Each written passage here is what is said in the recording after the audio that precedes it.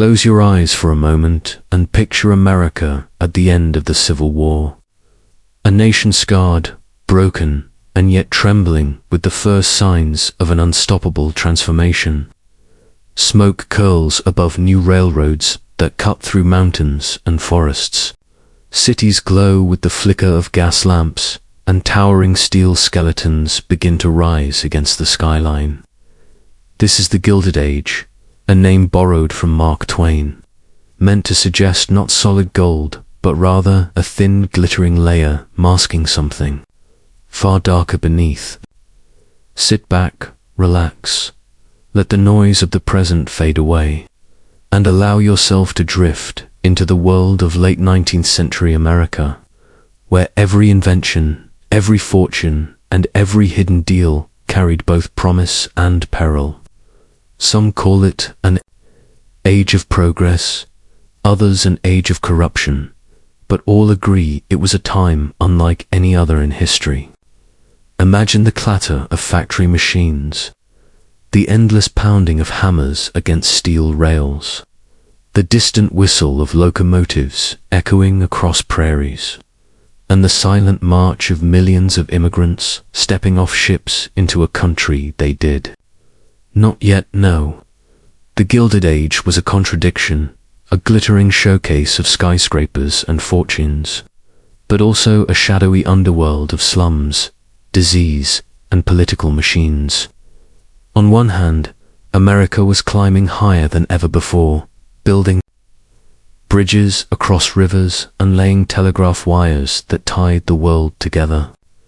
On the other, children worked in coal mines, women bent over in textile mills, and the poorest crowded into tenements that reeked of sewage and smoke.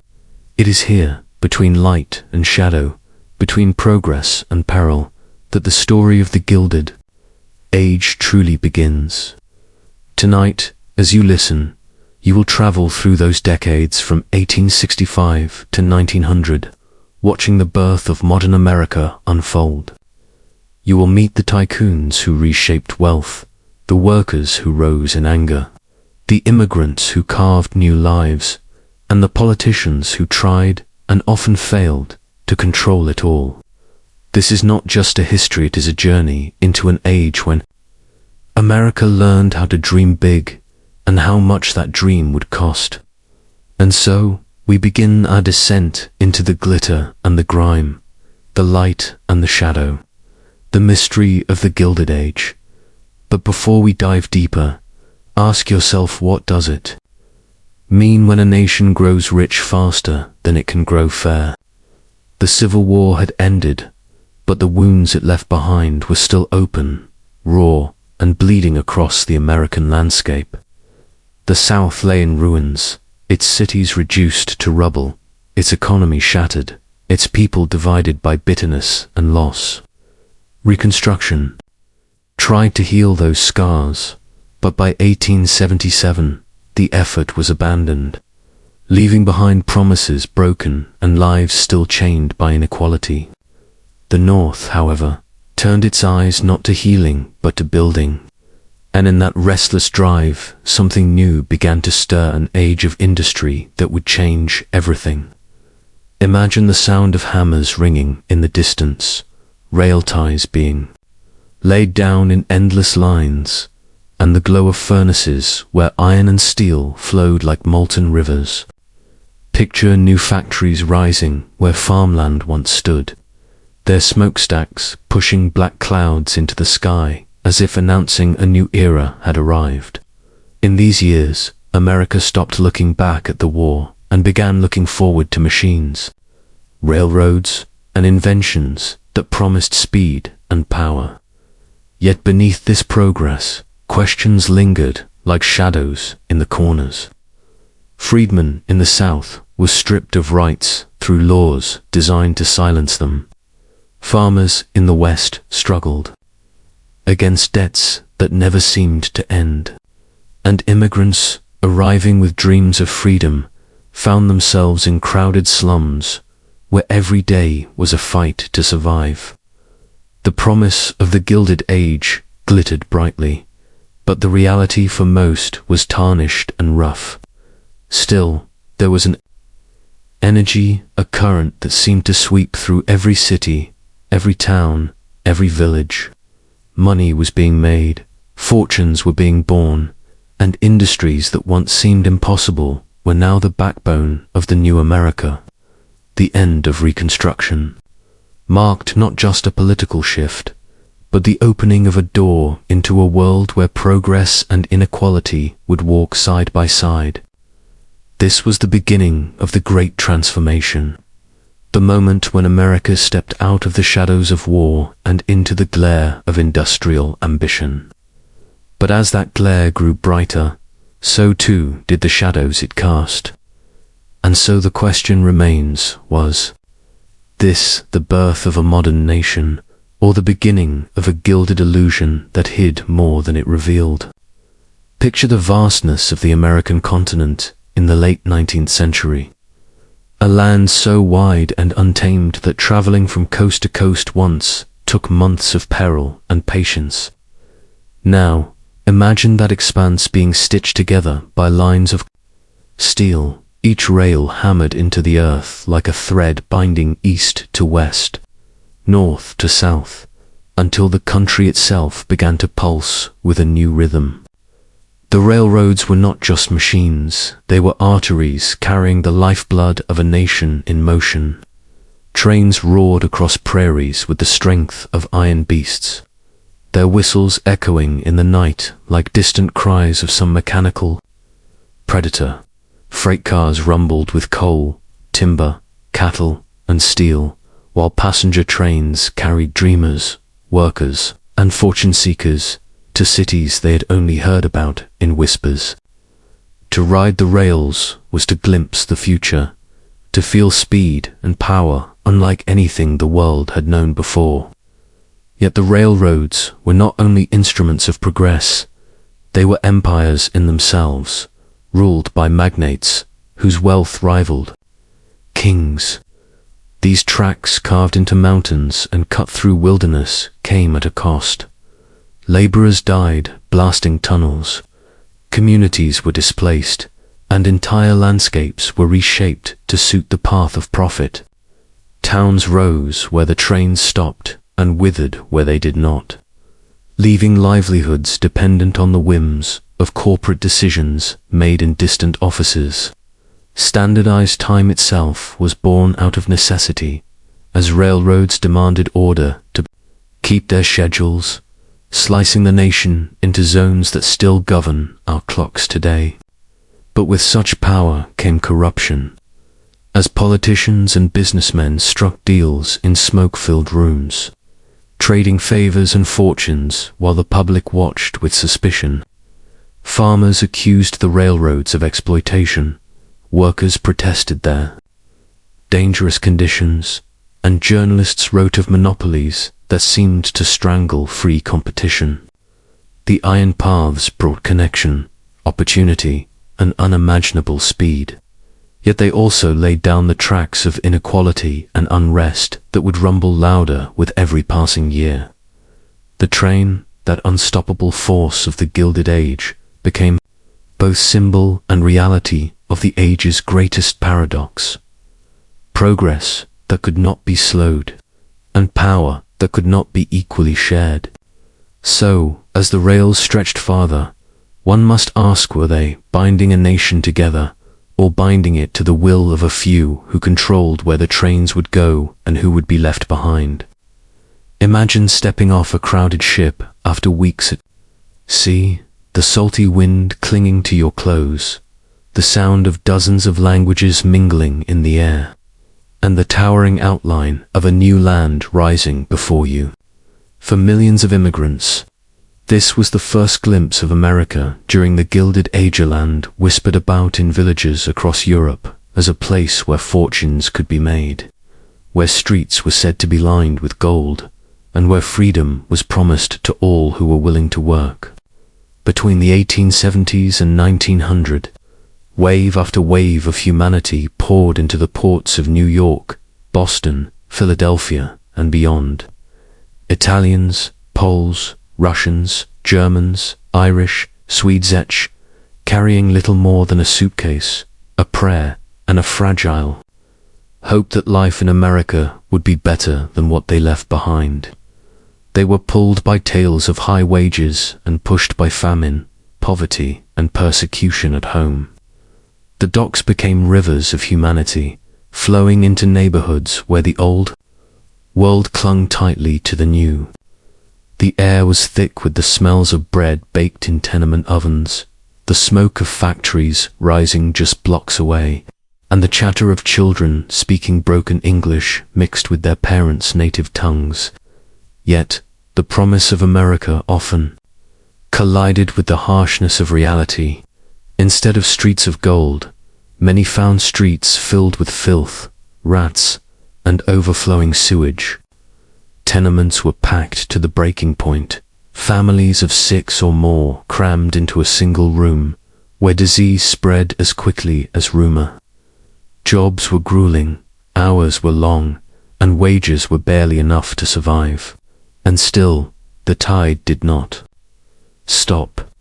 Each new arrival reshaped the city, each community building its churches, schools, and gathering halls, slowly weaving itself into the fabric of the nation.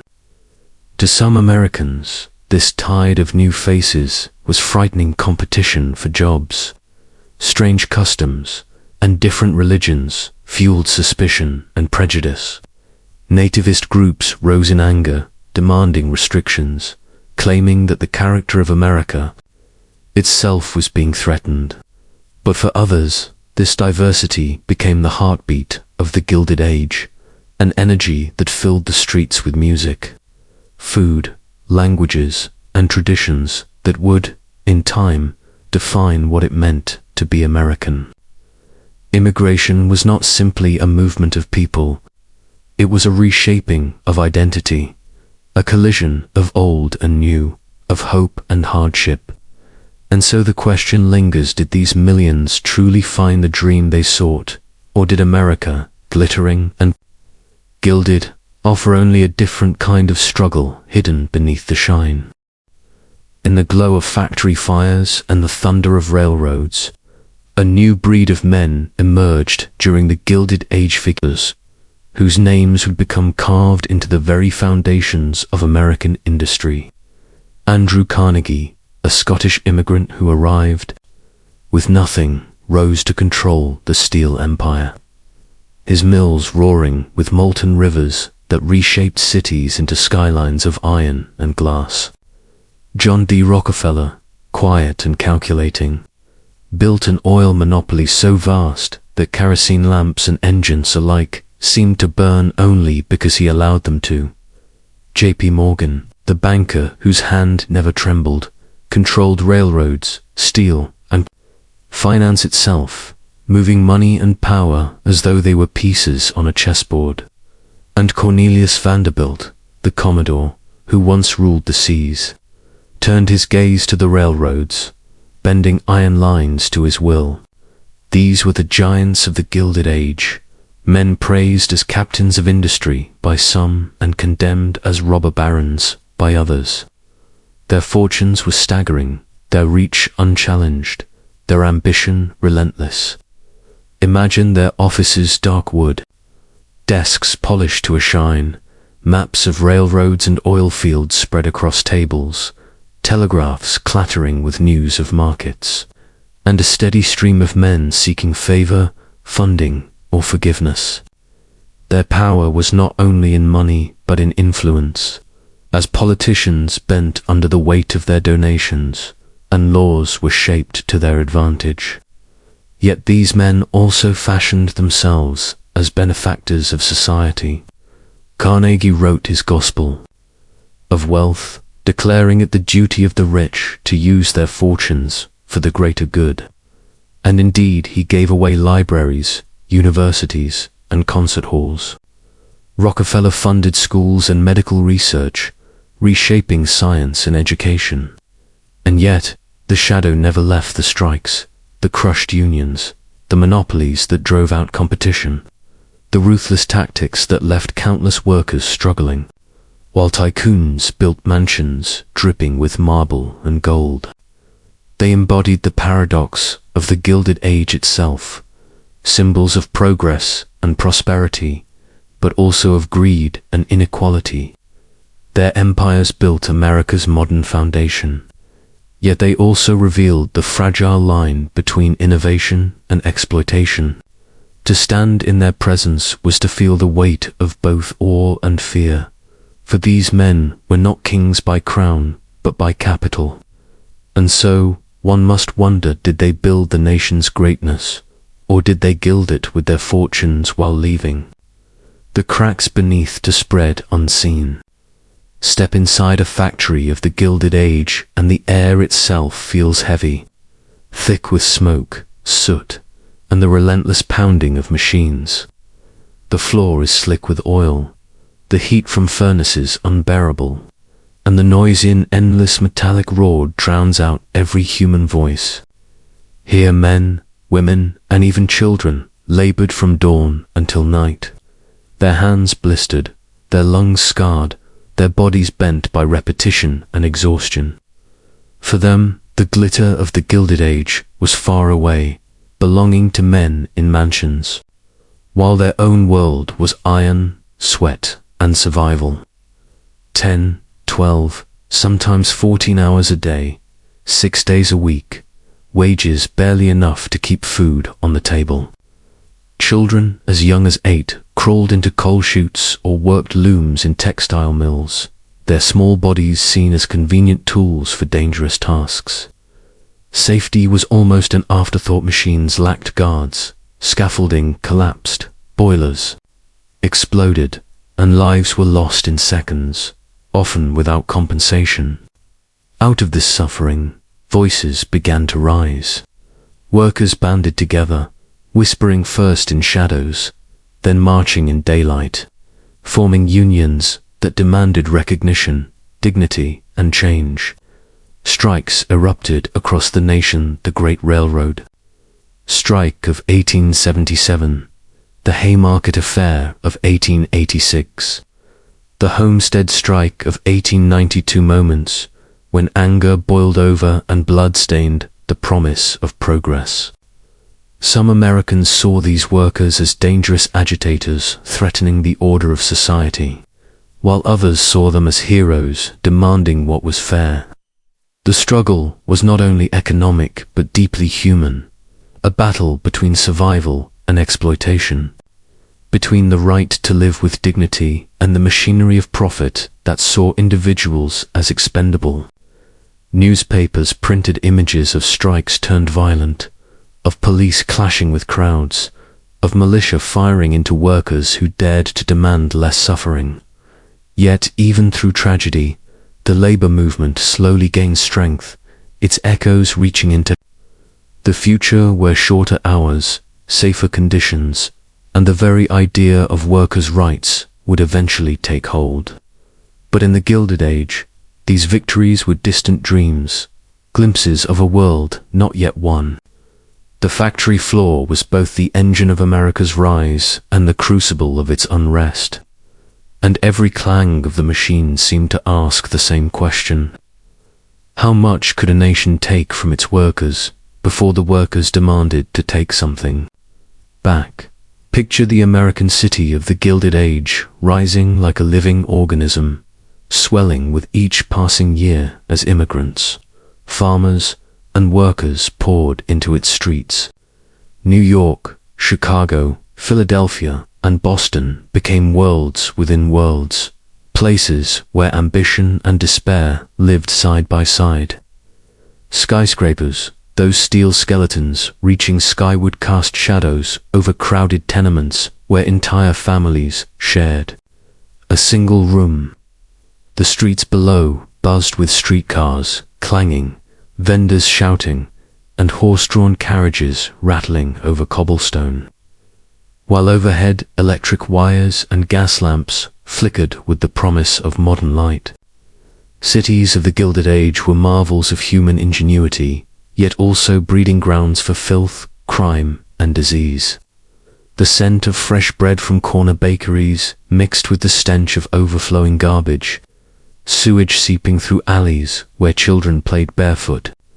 Neighborhoods became enclaves of culture. Little Italy, Chinatown, Jewish quartersage, alive with music, language, and tradition, yet often divided by prejudice and poverty. Wealthy elites strolled down wide boulevards lined with theaters, opera houses, and department stores sparkling with glass windows and luxury goods, while only blocks away mothers stood in bread lines and beggars huddled in the shadows of marble banks. City life was intoxicating, full of energy and opportunity, but also suffocating, chaotic, and dangerous. Fire was a constant threat in overcrowded wooden housing, and epidemics of cholera and typhoid swept through water supplies that could not keep pace with the population. Still, the cities grew, fed by the railroad lines and factories, by the endless tide of new arrivals chasing the dream. Politicians thrived in this environment, their machines trading jobs and favors for votes, ensuring loyalty while lining their own pockets. Yet despite the corruption, the city became a laboratory for the modern world. Libraries, schools, museums, and parks were built, offering glimpses of a brighter future. To walk through a Gilded Age city was to feel a pulse that never stopped, a restless energy that promised fortune to some and ruin to others. At night, gaslights and electric bulbs cast a golden glow on the streets, hiding the hunger in dark alleys just beyond. These were cities of light and shadow, spectacle and suffering, where the modern age was being born in real time. And so the question lingers, were these cities monuments to progress, or were they gilded cages where millions struggled unseen beneath the glow? In the heart of the Gilded Age city, power often flowed not through marble halls or official chambers, but through smoky back rooms where deals were whispered over cigars and handshakes sealed with hidden envelopes. Political machines, the unseen engines of urban power, ruled with a grip as firm as iron, and none were more infamous than New York's Tammany Hall. Imagine crowded saloons filled with workers seeking jobs, where ward bosses in suits promised opportunity in exchange for loyalty. Votes were bought with food, coal for the winter, or even a simple handshake of protection. On election day, ballots were stuffed, names repeated, and the machine ensured its candidates always emerged victorious.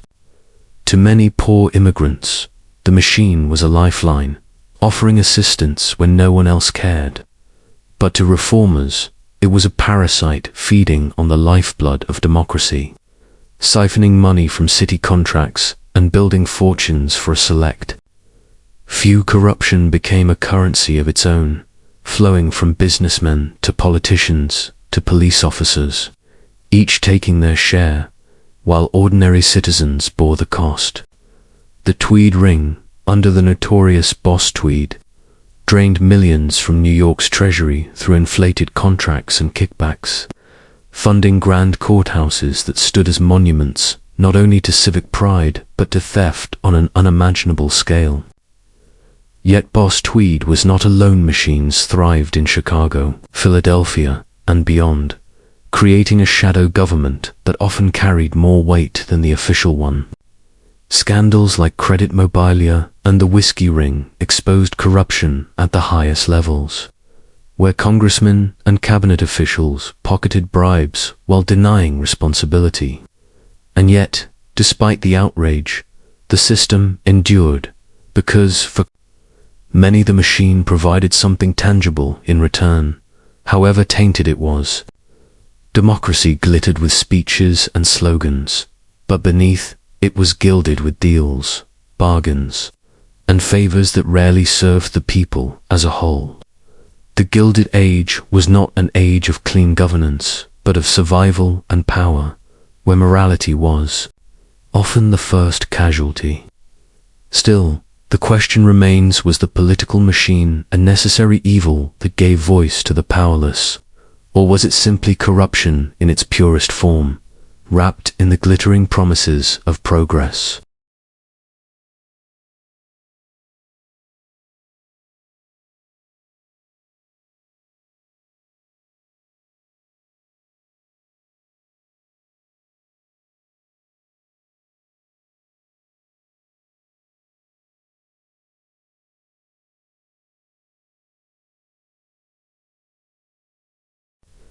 Far from the dazzling towers of Chicago and the gaslit boulevards of New York, the American South after the Civil War moved to a slower, harsher rhythm. Fields once worked by enslaved hands now echoed with the footsteps of sharecroppers, black and white alike, who lived bound to the land through contracts that promised survival but delivered only cycles of debt. Imagine vast cotton fields stretching to the horizon, the white bowls shimmering in the heat like false riches, while the farmers who harvested them faced falling prices and empty pockets. Sharecropping was a promise that never delivered. Tenant farmers surrendered half their crops to landlords in exchange for seed and tools. But when debts to merchants were added, little remained for their families. Cotton and tobacco drained the soil, just as poverty drained the spirit. Across the countryside, money was scarce, credit was tight, and barter ruled over coin. Courthouse towns were the hubs of politics and power, where lawyers and landlords decided fates in rooms heavy with smoke, while mill towns rose in the Carolinas, binding workers to the machines of textile factories as tightly as to the fields. For freedmen, the promise of emancipation quickly soured into the harsh reality of Jim Crow. Laws etched separation into every aspect of life's schools, streetcars, churches, even cemeteries. The phrase "separate but equal" masked a cruel truth. Black schools crumbled, resources dwindled, and opportunities vanished. Violence stalked the South, with lynchings serving as grim reminders of what happened to those who dared to step outside the invisible lines of segregation. Yet despite the dangers, communities endured. Churches became pillars of hope, families leaned on one another, and education, though scarce, was pursued with determination, often supported by Northern philanthropies and black leaders who refused to surrender to despair. Still, politics betrayed them. By the 1890s, state after state found ways to silence the black vote with poll taxes, literacy tests, and intimidation, wiping away the fragile gains of Reconstruction. White farmers too were trapped, reluctant to leave their land, dividing and subdividing farms until families scraped by on ever smaller plots.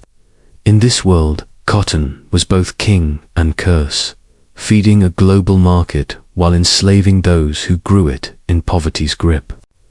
The South of the Gilded Age glittered only with illusions, its true wealth locked in the hands of the few. While the many lived in quiet struggle, their voices muted beneath laws and traditions designed to keep them in their place. But history asks, was this suffering a shadow meant to last forever? Or was it the fire that would one day ignite change? Beyond the crowded cities of the North and the exhausted fields of the South stretched a vast horizon of plains, deserts, and mountains. American West, a land still spoken of in whispers as the final frontier. In the years after the Civil War, steel rails carved through this wilderness, binding it to the industrial heart of the nation. The Transcontinental Railroad, completed in 1869, transformed journeys that once took months into trips of less than a week. Imagine the clatter of wheels across iron, steam engines thundering through valleys, sparks showering into the prairie night. As families gazed from train windows at endless seas of grass, wondering if their fortunes lay beyond the horizon. The West offered promises of land, wealth, and freedom, but the reality was harsher. Farmers lured by railroad posters boasting the best prairie lands and free homes soon found themselves battling scorching summers, bitter winters, and soil that defied their plows. Water was scarce, fires spread with lightning speed, and locust swarms could strip fields bare in hours. Still, they stayed, driven by hope, carving homesteads into a landscape that demanded resilience. Ranchers too found opportunity, grazing cattle across open ranges, their herds stretching for miles, the sounds of hooves rolling like distant thunder. Cowboys, some white, some black, some Mexican, became the unlikely folk heroes of this era, their lives filled with dust, danger, and endless horizons. Mining towns sprang up overnight, their streets lined with saloons, gambling halls, and whispers of gold or silver hidden beneath the earth. But with each boom came a bust, leaving ghost towns in their wake, abandoned to silence and wind. The railroad was both lifeline and master, bringing goods, tools, and people westward, while carrying timber, cattle, and/or eastward to fuel the nation's hunger. Yet the West was never empty. It was home to native peoples whose lives were upended by this relentless tide of settlement. Conflict followed, brief and bloody, until the buffalo were gone, reservations drawn, and the old ways forced into the shadows. By 1890, the frontier was declared closed, yet its legend endured. The West of the Gilded Age was not merely a place. On a map it was a canvas for dreams and a battleground for survival, where the myth of endless opportunity collided with the reality of hardship. But one must wonder, was the West truly conquered? Or did its vastness and mystery linger, waiting to challenge those who dared to claim it? On the edge of the expanding nation, family life on the frontier was a test of endurance unlike any city or farm in the East could imagine. Here, survival was not just about growing crops or building homes. It was about carving existence out of an environment that resisted every intrusion. Families did not simply move west as individuals. They moved as units, knowing that every pair of hands, young or old, would be needed. The farmer's wife was not just a homemaker. She was a worker in the fields, a doctor when illness struck, a teacher for her children, and the glue that held fragile households together. Imagine her rising before dawn to light fires, milk cows, and prepare food, only to spend long hours beside her husband clearing land, planting or harvesting, then sewing, washing, and caring for children late into the night. The work was endless, but it was also vital. Children too were part of this rhythm of survival. From an early age, they fetched water, gathered firewood, tended animals, and joined the labor of the land. To some historians, frontier childhood gave resilience, freedom, and independence, shaping young people who were adaptable and strong. To others, it was a world of isolation, heavy responsibilities, and a loss of innocence to work to demanding. For their years, social life, when it emerged, was stitched together in small gatherings, barn raisings where neighbors came to lift timbers into place, quilting bees where women shared labor and stories, or church meetings that doubled as rare chances for community. Even amid struggle, there was joy-shared meals, potluck suppers, music drifting across the plains from fiddles and banjos, moments when isolation gave way to fellowship. Technology began to soften the burden. Sewing machines, washing machines, and farm tools eased tasks that had once consumed entire days. Newspapers, advice columns, and agricultural fairs promoted what was called scientific housekeeping, encouraging women to master not just survival, but efficiency and pride in their roles. And yet, life was far from easy. Loneliness gnawed at many families, cut off by distance and weather, while harsh winters, sudden illnesses, or failed harvests could unravel years of effort. In the West, strength was not optional, it was the price of survival. Each homestead, each family, stood as a fragile island against a vast and unforgiving wilderness. But it raises a haunting question: did the frontier forge stronger communities, or did it leave scars of solitude that shaped generations to come? As the frontier expanded and settlers pushed deeper into lands once held by tribes for centuries, Native Americans found themselves caught in a storm of change that threatened every part of their existence. For generations, these lands had carried the memory of their ancestors, the hunting trails, the sacred rivers, the open plains alive with buffalo. But to the forces of the Gilded Age, these lands were not heritage. They were opportunity farmland to be plowed, railroads to be laid, mines to be dug. And so the great conflict of the age was not just between labor and capital, rich and poor, but between two worlds colliding, the old one of tribal life and the new one of industrial expansion. Government policies became sharper and harsher, cutting away at native sovereignty piece by piece. The reservation system pushed tribes into confined spaces, often barren and unfit for farming, severing them from the lands that had defined their way of life. The Dawes Act of 1887 sought to dismantle tribal identity itself, dividing communal lands into individual plots under the idea of civilizing Native Americans. Some officials claimed it was an act of generosity, offering land ownership and the promise of assimilation. But for the tribes, it was another form of erasure, stripping them of culture, unity, and freedom. Resistance rose, sometimes quiet, sometimes fierce. Leaders like Sitting Bull and Geronimo stood as symbols of defiance, refusing to bow to the tide of conquest. Battles like Little Bighorn were remembered not just as military clashes, but as desperate cries to protect a way of life that was slipping away. Yet resistance came at a terrible cost. Defeat, broken treaties, and forced removals became recurring patterns, leaving native communities fractured and vulnerable.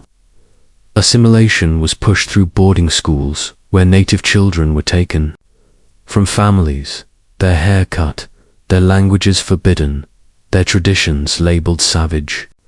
In the quiet halls of these institutions, countless young lives were reshaped or shattered by a system that sought to erase identity under the guise of education. Still, survival endured. Traditions carried through whispers, songs sung in secret, rituals held in hidden corners, and the quiet resilience of people who refused to vanish. The story of Native Americans in the Gilded Age is not only one of loss, but also of persistence. Even under the crushing weight of expansion and assimilation, they held on to fragments of identity that could not be extinguished.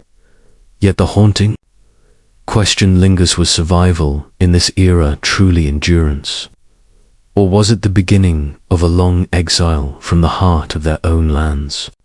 Step into the crowded streets of New York, Chicago, and Philadelphia in the late 19th century, where the air vibrates with the chatter of hundreds of languages, the clatter of horse-drawn carriages, and the distant whistle of a steam engine.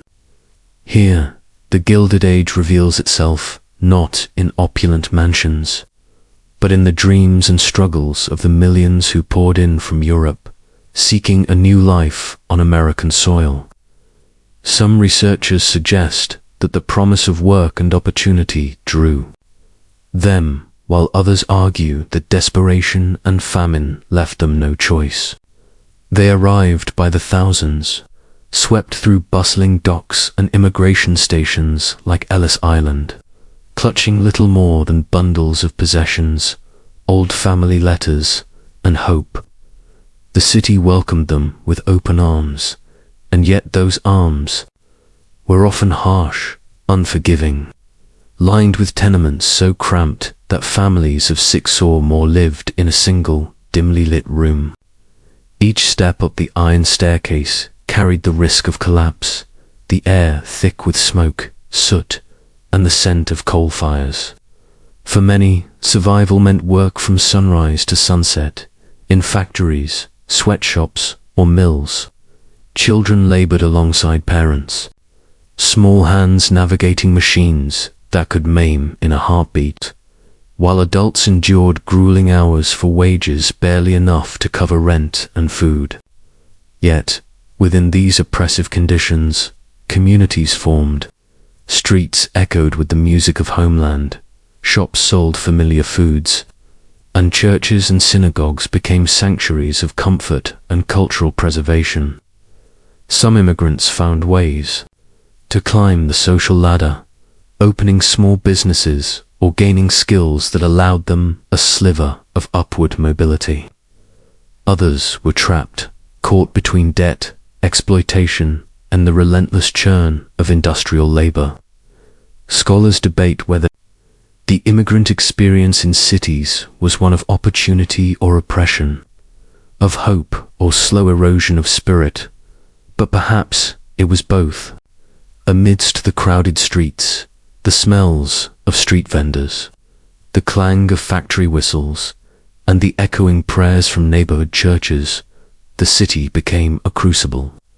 Dreams collided with harsh realities, and yet the pulse of possibility never entirely faded.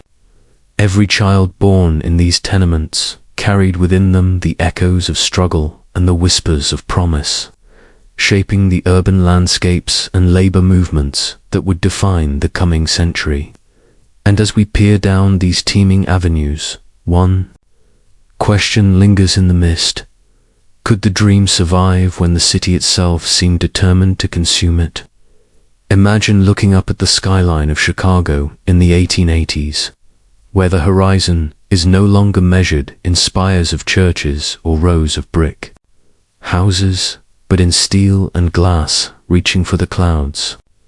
The home insurance building, barely 10 stories tall, seems almost impossibly daring for its time, yet it marked the birth of the modern skyscraper, a monument to ambition, ingenuity, and the restless energy of the Gilded Age. Architects like William LeBaron, Jenny, and Louis Sullivan pioneered techniques that would redefine urban life, using steel frames to support buildings far taller than anyone had dared before. Sullivan's philosophy of form follows function suggested that buildings could be more than shelter. There could be statements, embodiments of progress, utility, and beauty. Chicago became the proving ground, a laboratory of vertical cities, where elevators hummed, iron girders creaked, and workers risked life and limb to assemble these towering structures. The skyline transformed the very character of urban life, compressing populations into vertical neighborhoods with shops, offices, and apartments stacked one atop the other.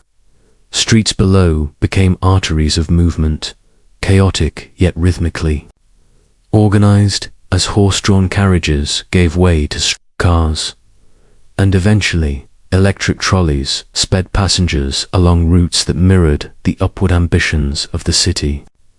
Some theorists argue that the skyscraper represented a triumph of human ingenuity, a symbol of American exceptionalism, while others warned that it reflected a society increasingly obsessed with wealth, status, and spectacle. Beyond the architectural marvel, the rise of these towering structures reshaped daily existence. Work commutes lengthened. Middle-class office workers found themselves riding elevators instead of walking stairs, and small shops struggled to remain relevant amidst the vertical expansion of commerce. The streets, once filled with mud, dust and horse manure gradually gave way to paved avenues, asphalt and brick, capable of supporting heavier loads and faster traffic. Elevated trains and subways carved invisible tunnels beneath the city, connecting neighborhoods in ways unimaginable a decade earlier. Yet, with each step forward, the city's scale magnified human vulnerability. Fires, collapses, and accidents loomed as constant reminders that progress came at a price. The skyline, majestic and imposing, was both a dream and a warning. Reflecting the Gilded Age itself, glittering ambition layered atop struggle, ingenuity shadowed by danger, and possibility always intertwined with risk. And as night fell, the silhouettes of these early skyscrapers cast long shadows across streets, still alive with the echoes of the city's restless heart. What would life be like, climbing ever higher, in a city reaching for the clouds, yet rooted in chaos below? Sit back and imagine a city street in 1900, alive with the clatter of hooves on cobblestones, the squeak of wooden wheels, and the occasional shout of a frustrated pedestrian navigating. A world clogged with 130,000 horses in Manhattan alone. The air smells of manure, leather, and dust, and yet, beneath the chaos, a transformation is quietly unfolding.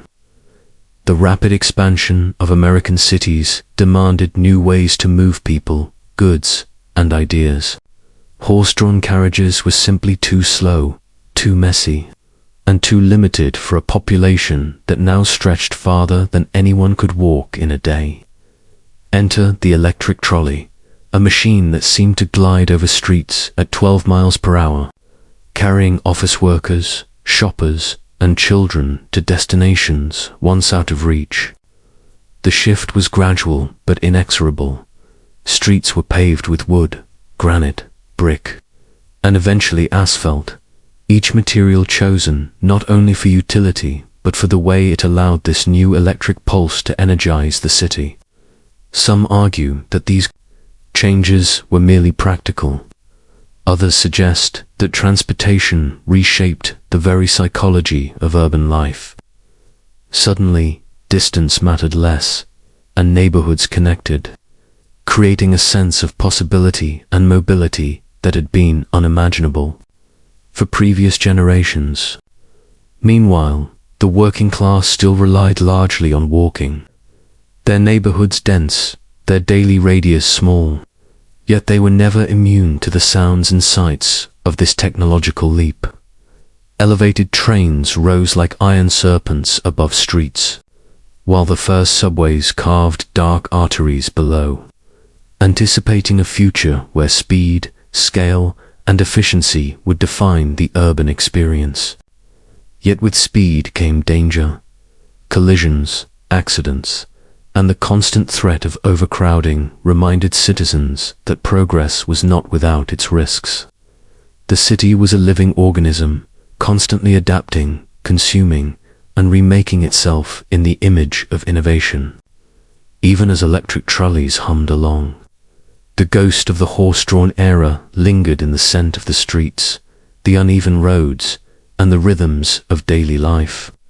Some historians suggest that transportation not only connected neighborhoods, but also accelerated social stratification, as those with means could access distant suburbs, while the poor remained rooted in crowded quarters.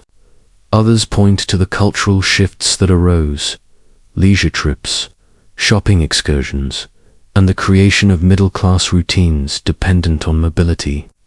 And yet, one question lingered over the hum of wires and the clatter of wheels.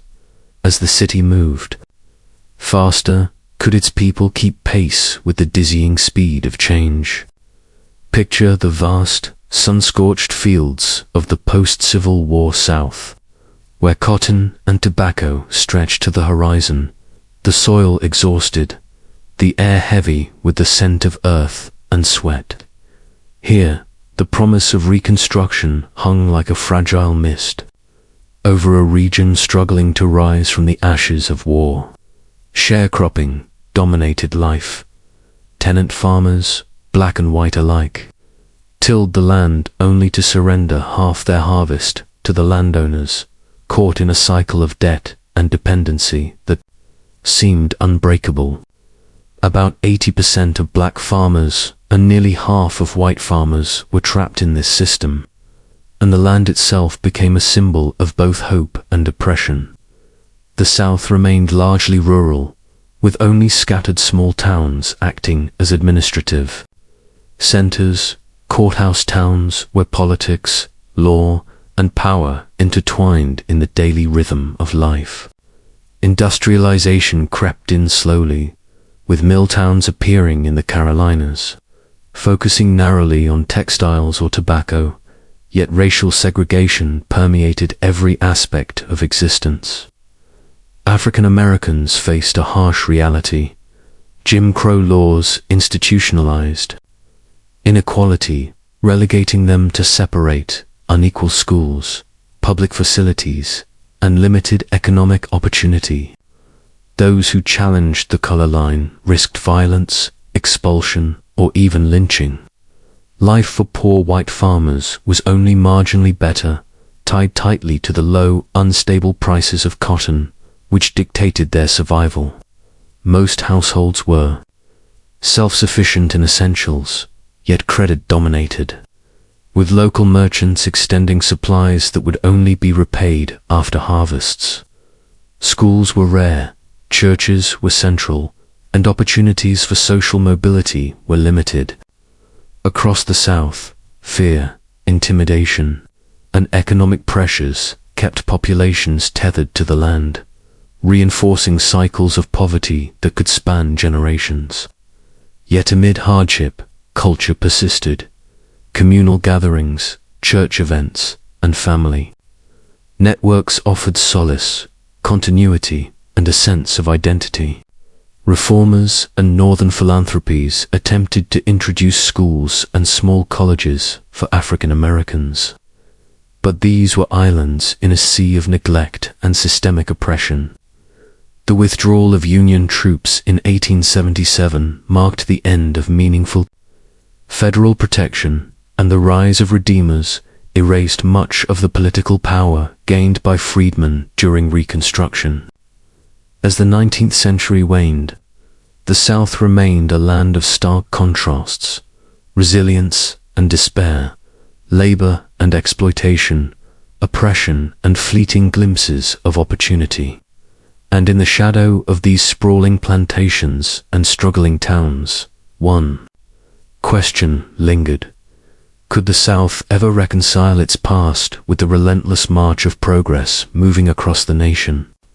Imagine the vast, unbroken plains of the American West in the late 19th century, a land stretching endlessly beneath a boundless sky, where the wind carries the scent of wild grass and distant mountains.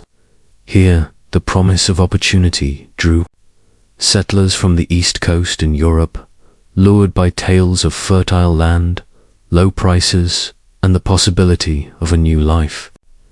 The Transcontinental Railroad, completed in 1869, transformed the impossible 6-month journey into a 6-day passage, connecting New York to San Francisco and opening the West to migration, commerce, and ambition. Towns sprouted along the rail lines, mining camps emerged where gold and silver glittered in the sun, and ranches spread across vast expanses of prairie. Farmers faced a relentless struggle: unpredictable rainfall, extreme weather, lightning-induced fires, and the constant challenge of cultivating the land. Yet the promise of ownership and independence kept the weary travelers moving forward. Many sought the security of family life, understanding that survival required not just personal grit, but a network of hands to manage farms, care for children, and maintain households. Women, from the earliest years of settlement, were indispensable. Laboring alongside men in the fields, cooking over open flames, and tending to livestock. Over time, domestic technologies like sewing and washing machines slowly shifted women's work toward household management. Though the harsh realities of frontier life never fully eased, community formed in unexpected ways. Neighbors banded together for barn raisings, quilting bees, and corn huskings, sharing labor and companionship. The Grange offered social engagement and practical guidance.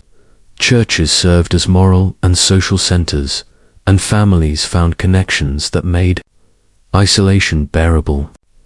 Childhood, too, was shaped by this environment, with some scholars noting that rural life nurtured independence, resilience, and adaptability, while others highlight the harshness of physical labor, limited education, and early responsibility. Native Americans, meanwhile, were confronting the erasure of their traditional way of life. Buffalo herds vanished, lands were claimed or parceled, and assimilation policies pressured many to adopt farming or wage labor under European American norms. The Dawes Act of 1887 further fractured communal lands, offering individual plots while reducing tribal holdings by nearly half. The West was a land of extremes, opportunity and hardship, isolation and community, freedom and encroachment. And in the vast silence of the plains, one could almost hear the lingering question of history, echoing across the horizon: who would truly survive, and at what cost? Picture a farmhouse rising out of the endless prairie, its wooden walls weathered by wind and sun, smoke curling from a stone chimney, and the faint clatter of chores echoing across the fields. Life in the Gilded Age West was a relentless rhythm of work and survival, yet within this harsh environment, family life thrived as both necessity and sanctuary. Few men attempted farming alone. A wife's labor was essential, as were the countless hands of children who carried water, tended animals, gathered firewood, and helped in the fields. Women in the earliest years faced the unyielding outdoors alongside their husbands, plowing, planting, and harvesting under the punishing sun or biting cold, ensuring the family's very survival. Over time, as technologies like the sewing machine, the washboard, and early washing machines became more common, women gradually shifted from constant field labor to domestic management, guiding households with a mixture of organization, resourcefulness, and ingenuity. Yet the domestic sphere was far from idle. It demanded innovation, discipline, and efficiency. Communities formed through practical cooperation, with neighbors gathering for barn raisings, corn huskings, quilting bees, and shared meals. The Grange became a hub for social, educational, and political engagement, offering a rare space for exchange of ideas, friendship, and support. Churches provided spiritual guidance and communal cohesion, while schools, though sparse and often rudimentary, offered a glimpse of structured learning and the possibility of upward mobility. Childhood in this environment was intensely formative. Scholars debate its impact. Some suggest the frontier nurtured independence, resilience, mobility, and a deep connection to the natural world, producing children who were adaptive, responsible, and resourceful. Others paint a bleaker picture, emphasizing early labor, isolation, scarcity, and the constant shadow of hardship. Children experienced both freedom and obligation, often learning survival skills alongside literacy and numeracy, bridging the gap between innocence and adult responsibility. Life on the frontier was a delicate balance of labor and leisure, struggle and ingenuity, isolation and community. Every meal, every chore, every lesson carried the weight of necessity, yet also the quiet pride of accomplishment. and beneath the horizon, stretching endlessly toward the unknown, lingered the persistent question: could the family endure, and what price would the next harvest demand from their labor, their hope, and their very souls? Imagine the vast plains once roamed freely by immense buffalo herds, now eerily quiet, their trails replaced by railroad tracks and fences. The Gilded Age brought profound change for Native Americans, caught between survival and the pressures of assimilation. After 1865, federal policy forced a choice: adapt to life within the dominant society or remain confined to reservations, dependent on government rations, schooling, and oversight. The sweeping freedom of roaming, hunting, and maintaining tribal autonomy was replaced by strict boundaries. Enforced by the U.S. Army, reformers imagined a future where Native Americans could farm their own land, raise livestock, and join the emerging economy. But this vision came at a cost: the gradual dismantling of traditional communal life. The Dawes Act of 1887 attempted to impose a new order, allotting 160 acres to each head of family, held in trust for 25 years before granting full ownership. The intention was to create self-sufficient, landowning individuals, but the result was often devastating. Tribal lands shrank dramatically as parcels were sold or lost to non-native settlers, eroding the collective power and cultural cohesion of entire communities.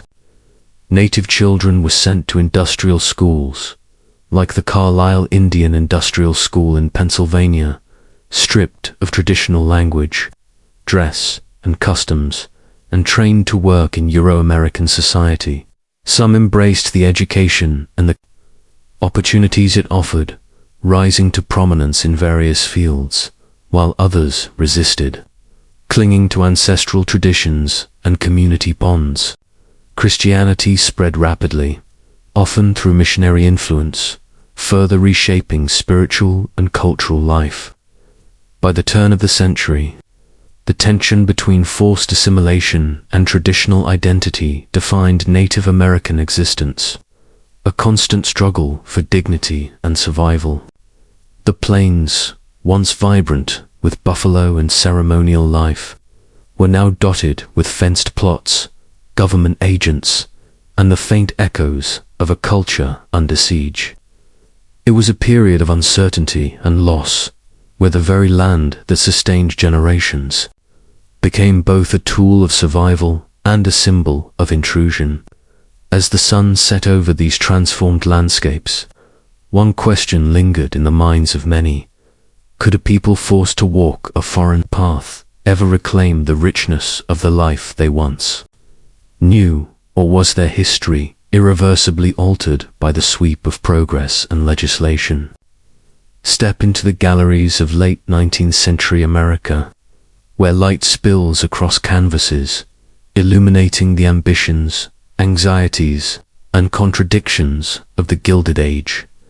In this era, art became more than decoration. It was a mirror reflecting a society in transformation, teetering between opulence and inequality, innovation and tradition. Painters like Thomas Eakins captured the quiet intensity of everyday life, the muscles tensed in labor, the gaze of a student or athlete, rendering humanity with almost surgical precision. Mary Cassatt, by contrast, turned her eyes toward intimate, domestic spaces, the soft textures of teacups, lace, and children's skin, revealing the subtleties of middle-class family life in a society rapidly expanding and modernizing. Across the country, Winslow Homer ventured into rugged landscapes and storm-lashed coastlines, painting the struggle of humans against nature with almost palpable tension. A reminder that despite industrial progress, the natural world remained untamed and unforgiving. The New York art scene was burgeoning, a crucible where galleries, clubs, and associations competed to define aesthetic taste and social prestige. The American Art Association, the Century Association, the Brummer Gallery, and the Montrose Gallery became spaces not only for viewing art but for performing social status, where wealth, ambition, and taste intertwined in subtle competition. Auction houses and exhibitions began to establish American art as a legitimate force on the international stage, shifting attention from European masters to homegrown talent. Artists experimented with style and technique, influenced by French Impressionism, yet grounded in uniquely American themes: urban expansion, industrialization, and the evolving social fabric. Public and private collections grew, signaling the rise of a new class of patrons eager to cement their cultural authority. But beyond the glittering salons and prestigious exhibitions lay deeper questions. How did art reflect the chasms between rich and poor, the ambitions of a society obsessed with status, and the unease lurking beneath gilded surfaces? Some scholars argue that Gilded Age art was an attempt to reconcile beauty with social critique, to impose order on a world of rapid change, while others suggest it merely reinforced the prestige of the wealthy, aestheticizing inequality. Walking these galleries, one could sense the pulse of an era caught between promise and peril, each brushstroke hinting at the stories, ambitions, and secrets beneath the polished veneer. And yet, as the doors of these grand institutions closed, each evening a lingering question remained: what truths lay hidden behind the gilded frames, waiting for the discerning eye to uncover? As the streets of bustling cities hummed with streetcars and industry, a quieter revolution was unfolding in parlors, meeting halls, and the corridors of social reform. Women were beginning to reshape the landscape of American life. The Gilded Age, for all its glittering excesses, carried shadows of inequality and social tension. And many women responded not by retreating, but by stepping forward into causes that demanded attention. Social activism became their arena. The Women's Christian Temperance Union, led by the formidable Frances Willard, emerged as one of the most powerful platforms, blending moral fervor with political strategy. These women crusaded against the perceived vices of urban life: liquor, gambling, and prostitution, framing their struggle as a battle to preserve the moral backbone of the nation. They were not merely agitators, they were strategists, organizers, and visionaries who understood the subtle intersections of morality, law, and social pressure. Some, like Willard, expanded their focus to include women's suffrage, reasoning that political power was essential to influence legislation and protect the vulnerable. Across the country, suffragists such as Susan B. Anthony and leaders of the National American Woman Suffrage Association labored to secure the right to vote, often facing ridicule, hostility, and outright danger. Beyond the political sphere, the domestic and professional roles of women were also shifting. Many young women found work in shops, factories, and as domestic servants, earning wages that offered a measure of independence and social mobility. Irish, Black, and Swedish women dominated service roles in large northern cities, their labor forming the backbone of urban households and industrial efficiency. In textile mills, young unmarried women challenged traditional expectations, striking for union recognition, defending their hard-won status, and asserting their presence in spaces previously dominated by men. Education and professional avenues, though limited, expanded slowly.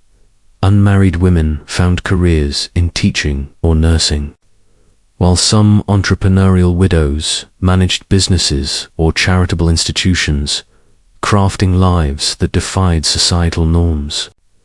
Yet these opportunities existed within boundaries, shaped by a culture that still expected women to retreat to domestic roles upon marriage, to channel ambition into homemaking, philanthropy, or socially sanctioned activism.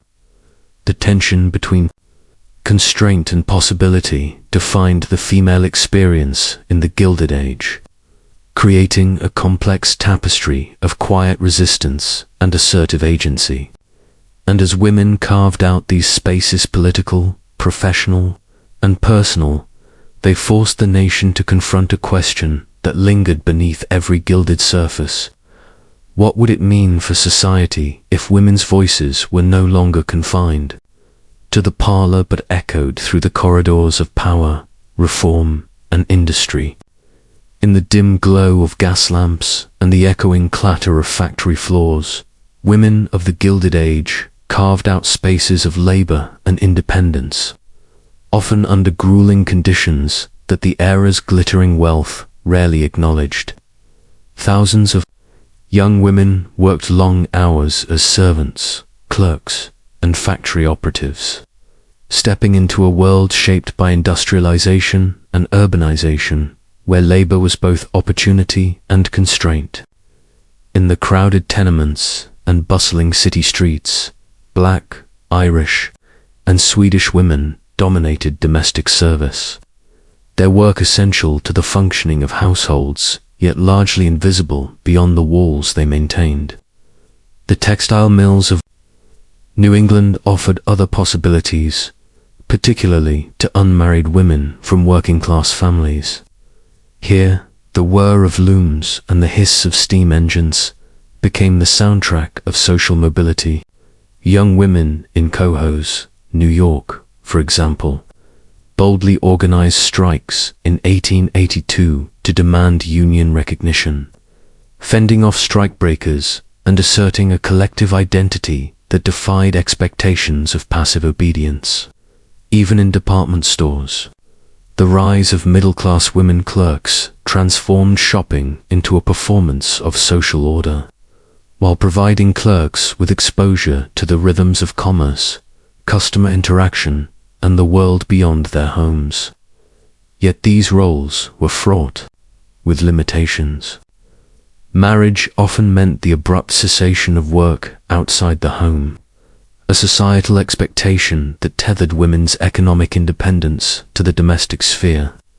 Exceptions existed, particularly among widows, African Americans, and certain immigrant communities, where family enterprises or boarding houses offered avenues to earn, manage, and expand wealth, and to shape the contours of social and economic life on their own terms. A handful of women transcended even these bounds, leveraging inheritance, shrewd investment, or entrepreneurial skill to establish businesses, banks, and educational institutions. Lydia Moss Bradley, inheriting a substantial fortune, navigated the male-dominated world of finance to eventually found Bradley University, redefining the potential of a woman's agency in both civic and economic life. Still, for most, employment remained a negotiation between opportunity and societal expectation, a delicate balance between survival, ambition, and constraint. The rise of new technologies, like the sewing machine, paradoxically reinforced domestic roles, while also creating small-scale entrepreneurial possibilities, illustrating the complex entanglement of labor, gender, and technological progress. And as the boundaries of work and domestic life shifted, the question persisted: could women fully translate these incremental gains into lasting social and economic power? Or would the gilded promise of independence remain forever just out of reach? The Gilded Age was not just a time of opulent mansions and industrial might. It was also an era of ideas, debates, and the quiet hum of intellectual ferment that shaped the way Americans understood themselves and their society. From the smoke-filled parlors of New York to the lecture halls of Yale, writers, economists, and philosophers wrestled with the rapid transformation around them. Charles Darwin's theory of evolution had crossed the Atlantic, stirring conversations far beyond the realm of biology. It was here that Herbert Spencer introduced the notion of social Darwinism, suggesting that society itself was subject to a kind of natural selection. Some interpreted this as a justification for the immense gap between wealth and poverty, framing economic inequality as the inevitable outcome of human competition. Yale professor William Graham Sumner echoed similar ideas, arguing that aiding the poor interfered with the natural order, and that society thrived when individuals faced the consequences of their own ability or inability to succeed. Yet these ideas were far from uncontested. Many Americans, uncomfortable with the moral implications of social Darwinism, sought alternative visions. Henry George proposed a single tax system, envisioning a society where wealth derived from land could be fairly distributed, a radical solution to the growing inequities of urban life. Meanwhile, Thorstein Veblen scrutinized the conspicuous consumption of the upper classes, revealing how leisure, luxury, and display became markers of social status, rather than indicators of moral or productive worth. Edward Bellamy took the imagination further in his utopian novel Looking Backward, depicting a future America in the year 2000 transformed into a socialist paradise, sparking discussion groups and local clubs that debated the possibility of collective prosperity. These ideas circulated in a society that was simultaneously dazzled by technological marvels and uneasy about the widening chasm between classes. Newspapers, journals, and public lectures became forums for both optimism and anxiety, questioning the sustainability of rapid industrial growth and the morality of wealth accumulated at the expense of labor.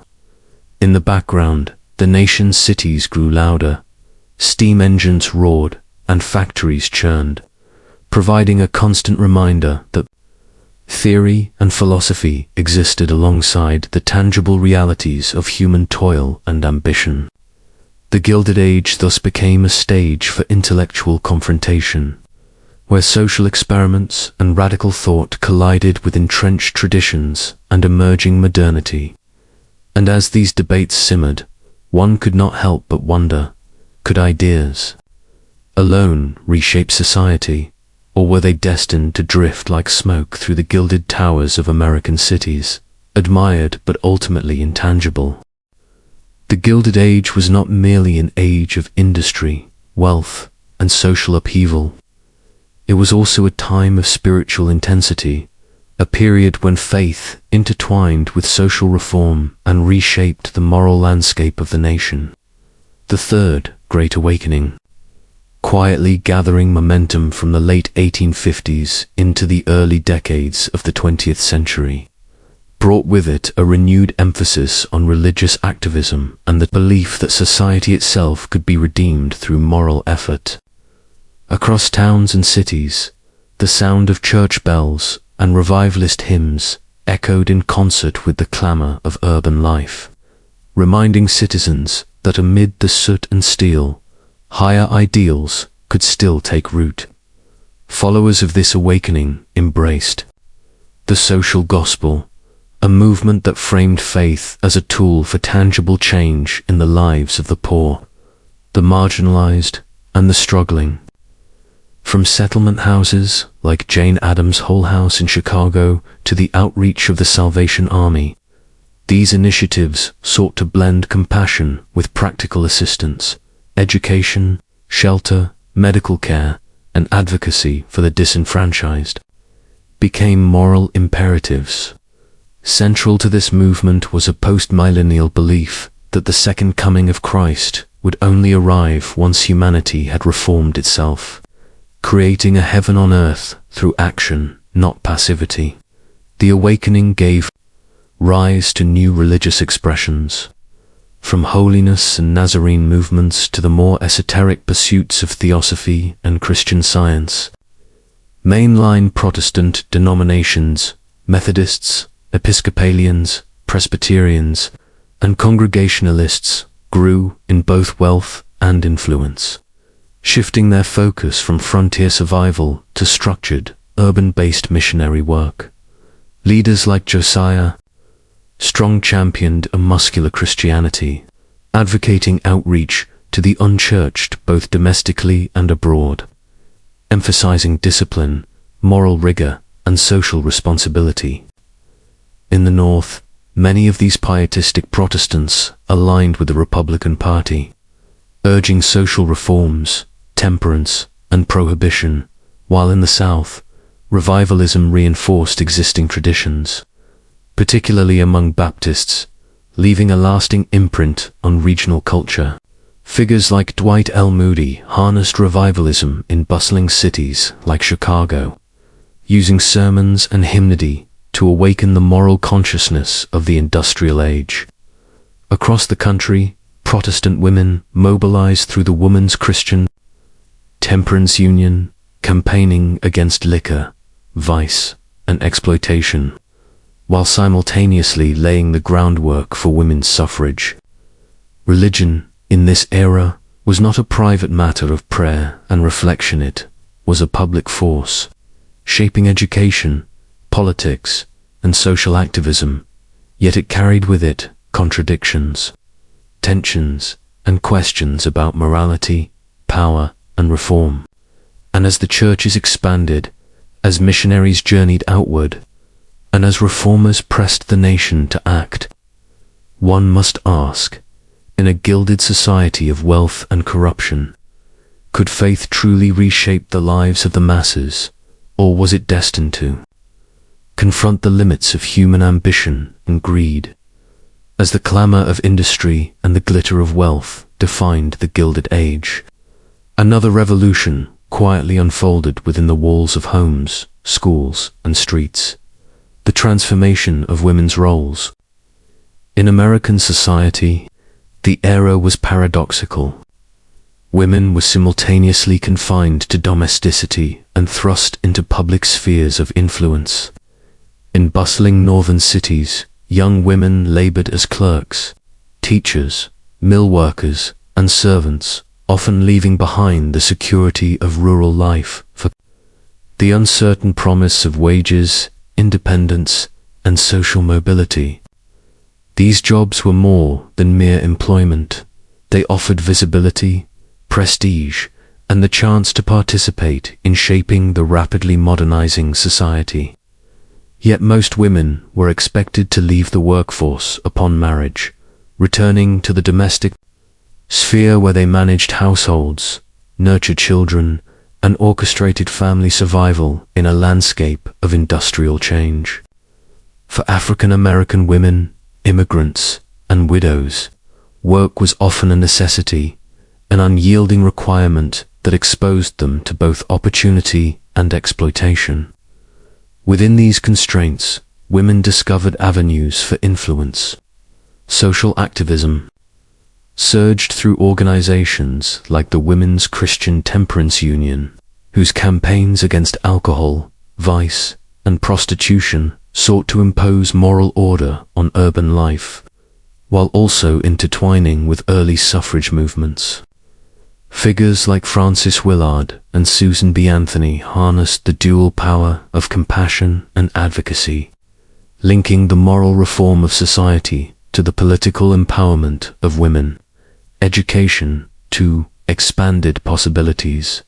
Teaching became a respectable career. Nursing schools opened new professional doors, and some women managed small businesses or inherited estates, stepping into leadership roles traditionally reserved for men.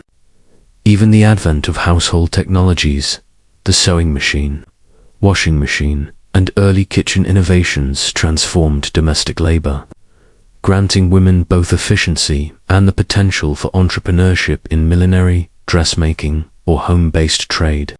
Notably, visionaries like Lydia Moss Bradley leveraged inherited wealth to establish lasting institutions, founding Bradley University and exemplifying how women could navigate and influence both domestic and public realms. Amid these advancements, tensions lingered. Societal expectations clashed with ambition. Philanthropy intertwined with reform, and the push for equality faced entrenched resistance. The Gilded Age presented a paradox of empowerment and limitation, a world where women could inspire movements, shape communities, and challenge norms, yet remained constrained by tradition and societal expectation.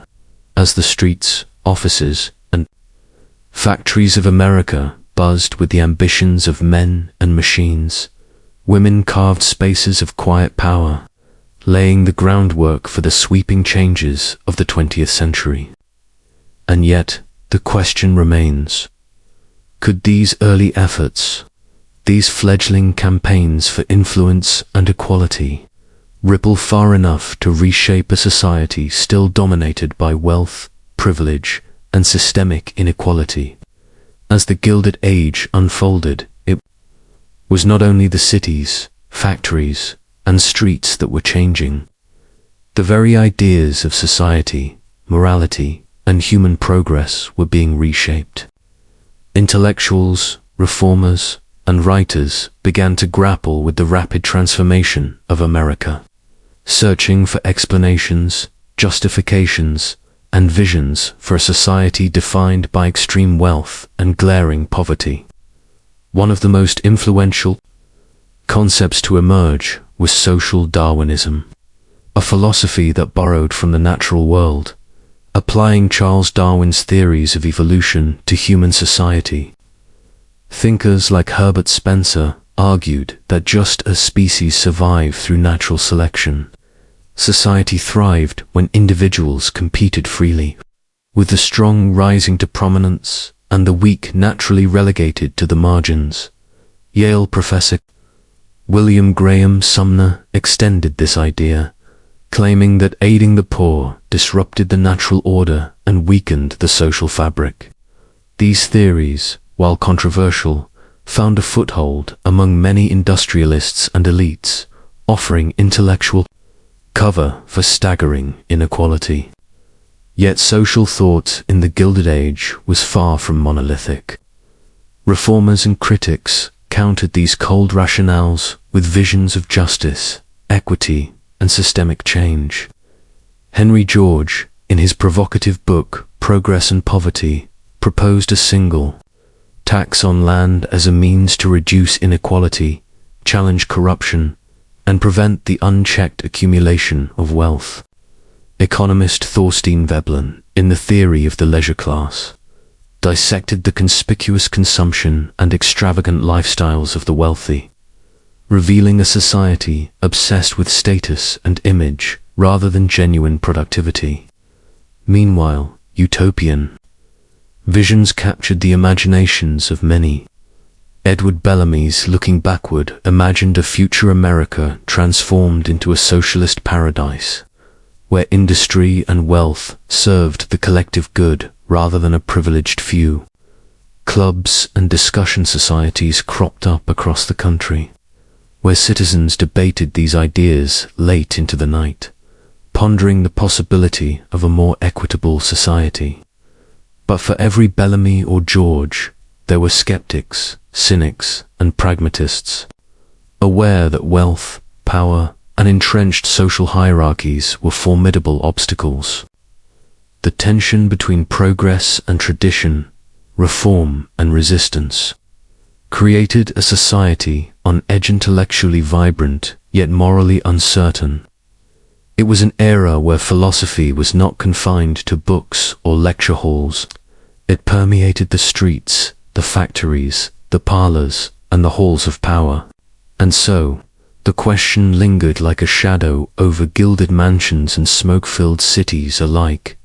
Could the ideas of a few thinkers ripple through society, challenging the entrenched dominance of wealth and shaping the moral and social conscience of a nation, or would they dissolve against the relentless machinery of industry and privilege? as the 19th century drew to a close. Another kind of awakening swept across the United States, not of industry nor of wealth, but of the soul. The Third Great Awakening, a spiritual resurgence rooted in the mid-19th century, returned with a quiet intensity, reshaping how Americans thought about faith, morality, and social responsibility. Sit back, relax, and imagine the streets of Chicago, Boston, or New York in the 1880s. Smoke rising from factories, trolley bells clanging, horse hooves striking the pavement, and amid this urban cacophony, the quiet urgency of religious revivalism pulsed through churches, homes, and community halls. Unlike earlier awakenings that emphasized personal salvation, this movement fused spirituality with social action. Preachers and reformers promoted the social gospel, a philosophy asserting that Christian ethics must guide society toward justice, equality, and moral progress. Organizations like the YMCA, the Salvation Army, and settlement houses, including Jane Addams' pioneering Hull House in Chicago, became tangible embodiments of this principle, offering shelter, education, and hope. To the urban poor, the awakening encouraged a muscular, practical Christianity, one where faith was not only a private devotion, but a call to public action. Leaders like Dwight L. Moody orchestrated revivals in booming cities, using the hymns of Ira Sankey to evoke profound emotion, creating a bridge between personal piety and societal responsibility. In cities and towns, pietistic Protestant denominations, Methodists, Presbyterians, Congregationalists, Episcopalians grew in number, wealth, and educational sophistication, establishing colleges, mission societies, and youth organizations. Like the Epworth League and the Walther League, religion was no longer confined to Sunday sermons. It permeated everyday life, influencing politics, education, and social reform. The temperance movement, spearheaded by the Women's Christian Temperance Union, rallied women across the nation, linking morality to civic engagement and, eventually, the push for women's suffrage. Even in the corridors of power, the ethical vision of the social gospel cast a shadow on the gilded wealth surrounding them, questioning the morality of exploitation, child labor, and social neglect. Yet, the movement was not without tension. While some embraced its calls for equality and justice, others resisted, fearing that spiritual activism challenged traditional hierarchies and threatened established authority. By the dawn of the 20th century, the Third Great Awakening had left an indelible mark, embedding moral reflection into the machinery of society and linking the spiritual with the social in ways that would shape reform movements for decades. And as the smoke cleared over cities and factories, one question lingered. Subtle yet persistent, could faith alone reshape a society entangled in wealth, power, and inequality? Would it be swallowed by the very industrial world it sought to sanctify?